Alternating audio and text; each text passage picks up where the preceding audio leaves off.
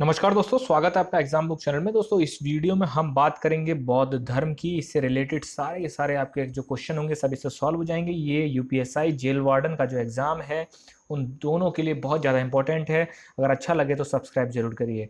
आगे बढ़ते हैं। सबसे पहले देखते हैं गौतम बुद्ध। गौतम बुद्ध जो थे, इनका जन्म हुआ था 563 ईस्वी पूर्व में इनका हुआ था जन्म। जबकि महावीर स्वामी का जन्म हुआ था 540 ईस्वी पूर्व। महावीर स्वामी का जन्म हुआ था। और गौतम बुद्ध का जन्म हुआ था 563 ईस्वी पूर्व। लुम्बिनी कपिल वस्तु में इनका जो है जन्म हुआ था। उसके बाद है मृत्यु। मृत्यु जो होती है वो बौद्ध धर्म में जो है महापरिनिर्वाण इसको कहा जाता है। वो 483 ईस्वी पूर्व हुई। कहाँ? कुशीनरा में, जिसको आज कुशीनगर बोला जाता है। ये मल्लों की राजधानी थी। क्वेश्चन आ जाता है कि गौतम बुद्ध का जो आपकी मृत्यु थी या महापरिनिर्वाण जो था उनको कहाँ मिला, तो उसमें नीचे को लिखा होगा मल्लों की राजधानी, या फिर अब 4-5 पॉइंट होंगे उसमें, तो आपको वहां लगाना पड़ेगा। उसके बाद है इनका बचपन का नाम सिद्धार्थ था। जबकि आपका जो महावीर स्वामी थे उनके पिताजी का नाम सिद्धार्थ था। उसके बाद है इनकी पत्नी का नाम यशोधरा था। और महावीर स्वामी जो थे उनकी पत्नी का नाम यशोदा था। उसके बाद है इनके पुत्र का नाम जो था वो राहुल था। राहुल जो था इनके पुत्र का नाम था। पिता का नाम शुद्धोधन था। माता का नाम माया देवी था। तो आप इसको याद कर सकते हैं। फिर आगे बढ़ते हैं। देखिए, गौतम बुद्ध जो थे उनको एशिया का ज्योतिपुंज बोला जाता है। क्यों बोला जाता है? उसका रीजन ये है कि आज आप देखेंगे कि पूरे एशिया में ऐसा कोई कंट्री नहीं है जहां पर बौद्ध धर्म चाहे छोटी मात्रा में चाहे बहुत बड़ी मात्रा में हो, जो कि नहीं फैला। और एक टाइम पे ये इतना ज्यादा धर्म फैलने वाला धर्म था जो कि बहुत तेजी से फैला। तो इनको एशिया का ज्योतिपुंज कहा जाता है। ये क्वेश्चन सीधा आया है और कई बार आया है कि एशिया का ज्योतिपुंज किसे कहा गया है। फिर है 29 वर्ष की आयु में इन्होंने गृह त्याग कर दिया था। और उसके बाद जिसे गृह त्याग जो किया गया था इसको महानिविष्क्रमण कहा जाता है। ये पॉइंट आप बहुत अच्छे से याद कर लीजिए क्योंकि उसमें क्वेश्चन सीधे आ जाते हैं। देखिए, ज्ञान प्राप्ति से पहले इनका नाम सिद्धार्थ ही था। लेकिन जब इनको ज्ञान प्राप्त हो गया उसके बाद इनका नाम पड़ गया गौतम बुद्ध। फिर है ज्ञान प्राप्ति से पहले सिद्धार्थ ने जो कि गौतम बुद्ध कहलाए बाद में, इन्होंने 4 दृश्यों को देखा। गौतम बुद्ध जो थे वो बहुत ही अमीर एक तरीके से खानदान में वो पैदा हुए। उनकी लालन पालन बहुत अच्छे तरीके से हुआ।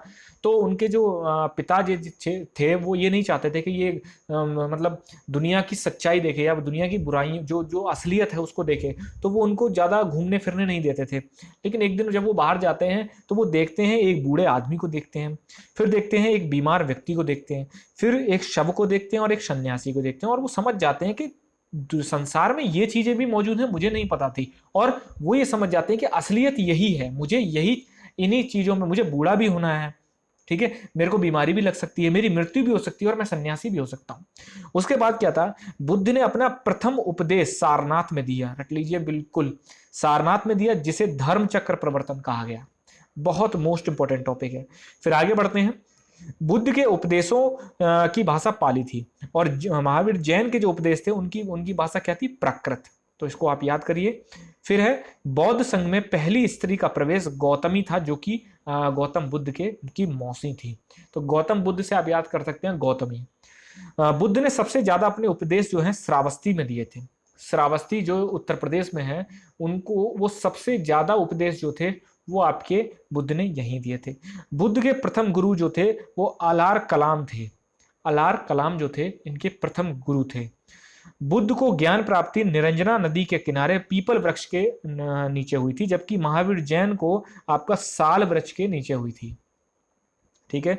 बौद्ध धर्म को मानने वाले राजा तो बहुत सारे थे, लेकिन जो क्वेश्चन आ सकता है वो थे बिंबिसार और उदयन। ये बौद्ध धर्म को आपका संरक्षण था और ये बौद्ध धर्म को मानते थे।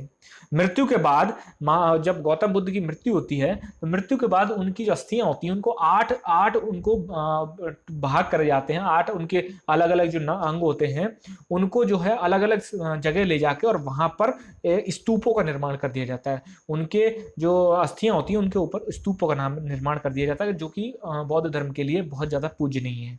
फिर आगे बढ़ते हैं। बुद्ध धर्म में 4 आर्य सत्य हैं। जैसे क्वेश्चन ये आ सकता है कि आर्य सत्य का जो जो अवधारणा है वो किस धर्म में है? ठीक है, तो शैव में है, वैष्णव में है, बौद्ध में है, जैन में है, तो आपका बौद्ध धर्म में जो है आर्य सत्य का कंसेप्ट है। बुद्ध दुखों की मुक्ति के लिए अष्टांगिक मार्ग मार्ग का अवधारणा है। जैसे क्वेश्चन आता है कि अष्टांगिक मार्ग किस धर्म की अवधारणा है, तो ये बौद्ध धर्म की अवधारणा है। प्रत्युत समुत्पाद बौद्ध धर्म का सिद्धांत है। जैसे क्वेश्चन आ जाता है कि बौद्ध धर्म का प्रमुख सिद्धांत क्या है, तो नीचे को ऑप्शन दिए होंगे, तो उसमें है प्रत्युत समुत्पाद जो है बौद्ध धर्म का सबसे प्रमुख सिद्धांत है। बौद्ध धर्म का परम लक्ष्य निर्वाण है। ठीक है, निर्वाण दो तरीके के होते हैं, एक होता है सशरीर निर्माण, जो कि आपका ज्ञान की प्राप्ति जब हो जाती है तो सशरीर निर्माण जो है वो आपका हो जाता है, और जब शरीर छूट जाता है तब महापरिनिर्वाण उसको कहा जाता है। बौद्ध धर्म के 3 पिटक हैं, 3 पिटकों को समझ लिए, 3 बास्केट हैं, और 3 बास्केट में पूरा के पूरा जो है आपका बौद्ध धर्म समाया हुआ है। जैसे सूत्र पिटक, सूत्र पिटक में बुद्ध के उपदेश को बताया गया है। सूत्र पिटक जब आप उठाएंगे तो उसमें बुद्ध ने जितने भी उपदेश दिए हैं वो सबका कंसेप्ट जो है वो बुद्ध उसका सूत्र पिटक में है। फिर है विनय पिटक, विनय पिटक में बौद्ध संघ के नियम बताए गए हैं कि क्या क्या नियम है। जैसे बौद्ध संघ होता है उसमें भिक्षु भी होते हैं, सबको होते हैं, तो कैसे आपको अपना जीवन व्यापन करना है, क्या खाना है, क्या पीना है, कैसे रहना है, ये सारी चीजें जो हैं विनय पिटक में बताई गई हैं। और अभिधम्म पिटक जो है वो बुद्ध का दर्शन, बुद्ध का जो एक स्पिरिचुअलिटी वाला जो दर्शन है, जो एक फिलॉसफी है बुद्ध की, वो आपका आपका अभिधम्म पिटक में बताया गया है। तो ये क्वेश्चन सीधा आ सकता है, इसको आप बहुत आराम से बहुत अच्छे से याद कर लीजिए। मैं यूपीएसआई और जेल वार्डन को कंटिन्यू और आपका कंबाइन लेके चल रहा हूँ। जो बच्चे सीरियस हों वो इसको जरूर देखें, बार बार देखें, और टेलीग्राम से जरूर जुड़ जाएं। फिर आगे बढ़ते हैं। बुद्ध जो है अनिश्वरवादी, अनिश्वरवादी का मतलब बुद्ध ईश्वर में विश्वास नहीं करते। बौद्ध धर्म जो है ईश्वर में विश्वास नहीं करता, आत्मा में विश्वास नहीं करते, आत्मा में विश्वास जो है वो नहीं करते। बौद्ध धर्म आत्मा विश्वास नहीं करता, तो ये पुनर्जन्म में भी विश्वास नहीं करते, पुनर्जन्म में विश्वास नहीं करते। बौद्ध धर्म के 3 रत्न हैं, बुद्ध धर्म संघ। जैसे क्वेश्चन आ जाता है कि बौद्ध धर्म के त्रिरत्न निम्न में से कौन से नहीं है, तो 3 ये सही दिए होंगे, चौथा कुछ और लगा देंगे, वो तो आपको 4th वाला लगाना पड़ेगा। बौद्ध धर्म 2 भागों में विभाजित हो जाता है, हीनयान और महायान। अब ऐसे समझ लीजिए जैसे पूरे एशिया का जब आप मानचित्र देखेंगे तो एशिया में जो साउथ एशिया एशियन कंट्रीज है उस सब में हीनयान है, और जो नॉर्थ एशियन कंट्रीज है मंगोलिया, चाइना, इन सब में महायान है। ऐसे आप इसको याद कर सकते हैं। फिर है अजंता, एलोरा, नागार्जुन कोटडा, ये सब बौद्ध धर्म के जो है स्थल है, बौद्ध धर्म के बहुत प्रमुख स्थल हैं। बख्तियार खिलजी जो था उसने बौद्ध धर्म को नष्ट कर दिया था। बख्तियार खिलजी ने बौद्ध धर्म को, बौद्ध मठों को जो है वो नष्ट कर दिया था। सबसे ज्यादा तोड़फोड़ जो है बौद्ध मठों की इन्हीं ने मचाई थी। फिर है आपका मथुरा शैली और गांधार शैली, ये 2 शैलियां हैं जिसमें कि बुद्ध की मूर्तियों को बनाया गया।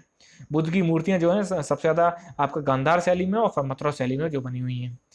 फिर है आपका आगे बढ़ते हैं। फिर सबसे इंपॉर्टेंट जो आ जाता है बौद्ध धर्म में वो है कि बौद्ध की संगतियां कौन सी हैं। तो बौद्ध की प्रथम संगति जो हुई थी वो हुई थी 483 ईस्वी पूर्व में। कहाँ हुई थी? राजगृह में हुई थी, और अजात शत्रु शासन काल में हुई थी, और अध्यक्ष कौन था? महाकश्यप।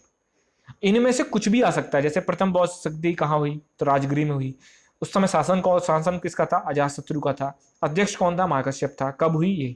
द्वितीय कब हुई? 100 साल बाद, लगभग 383 ईस्वी पूर्व में हुई। कहाँ हुई? वैशाली में हुई। और कौन शासन कर रहा था? वो कालाशोक था।